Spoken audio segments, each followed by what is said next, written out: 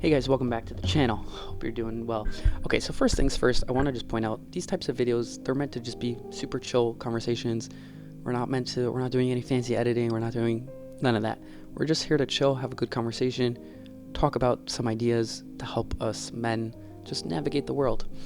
So yeah, let's get into it. So first idea that I want to just point out, and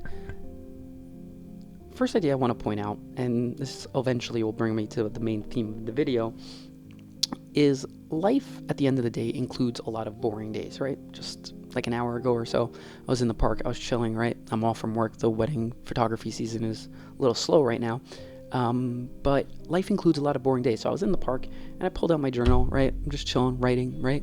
And I'm like, I'm not going to Disneyland today, I'm not going on vacation, I'm not going to Hawaii, I'm not doing any of that.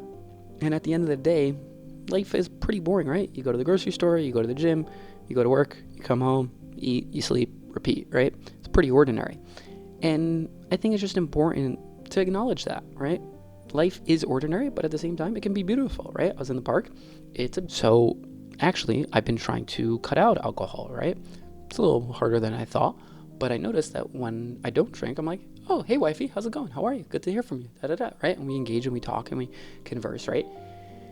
And yeah, it's all pretty awesome, right? I would say so much. I would go so far as to say is that porn does the same thing, right? You watch porn, your mind is over there. Your mind is focused on that person. Your mind is focused on that video, right?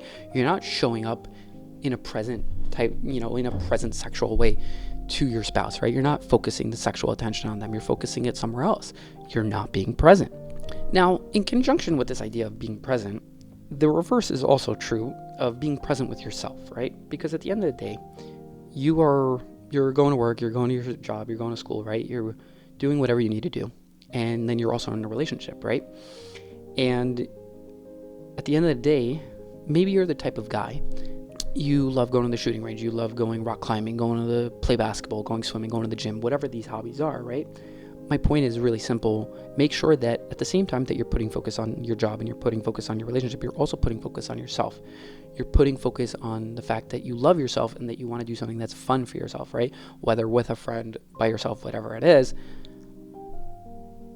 Make sure that you pay attention to your own self-love and give yourself time to go partake in those hobbies, right?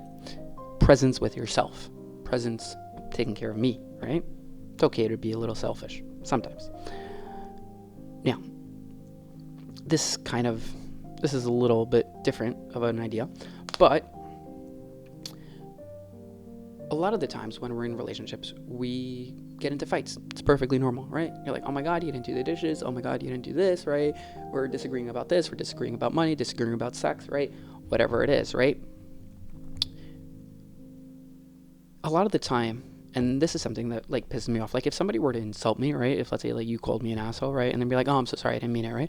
Be like, bro, don't apologize 2 seconds after you just called me an asshole, right? That's really rude, right? And I find those apologies very like petty and stupid. I'm just like, it's not authentic. I don't believe you, right?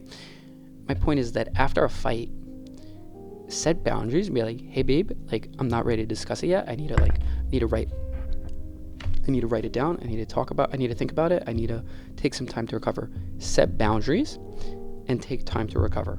Because at the end of the day, you're not really going to fix whatever the fight was about right after the fight happened. Let a little time pass and then go for it. And that is in conjunction with my next point, is that once the fight is over, right? Once you both like went to your respective corners and you are just taking a breather for a minute, make sure that you show back up and be like, hey babe, can we talk about this thing? Can we discuss this, right? Because if you're just like, let's say as an example, you fought about money, right? And you're like, oh my God, you're spending so much money, or you're spending money on stupid things, or right? If you're not taking the time to figure out, let's say, write down, okay, this is how much money we have, this is what you're going to spend money on, this is what I'm going to spend money on. You're not coming up with a strategy. You're not going ahead and putting in the work after a fight to discuss it, to talk about it, to figure out a strategy. You're going to keep fighting about that same thing, right? And the point I'm making is that if you don't put in the work, you don't show back up to the relationship, you don't have the therapy, you don't talk through it, most likely you're going to keep fighting about the same thing, and then one of you is going to get so fed up, be like, that's it, I'm out. right? And the relationship's going to crumble. Make sure after a fight, you're putting in the work, you're putting in the therapy, you're putting in the gym session, right? You're going and doing what you need to recover and to come up with a better solution. At the end of the day, a relationship and choosing a partner and figuring out how to date and all of that, it requires growth beyond what you think you're capable of, right? You're like, I can't go on a 6-hour date. It's just too much, right? Or I can't have these conversations. It's too deeply personal. It's, it strikes too much of a chord within my childhood, right? Whatever it may be. But at the end of the day, a good relationship it requires so much work and so much effort, but it'll take you to a place that you never thought was possible. And that in of itself, it's fucking mind-blowing. And don't be scared to go there, my guy. Do not be scared to go there. It's an incredible thing. It's powerful. It's amazing if you put in the work, if you do it right, if you're hustling at it. And the final point that I want to leave you with is that, like I said a moment ago, it requires work, it requires an effort, it requires everything, right? It requires everything you got. But ask yourself, what lies on the other side of my struggle, right?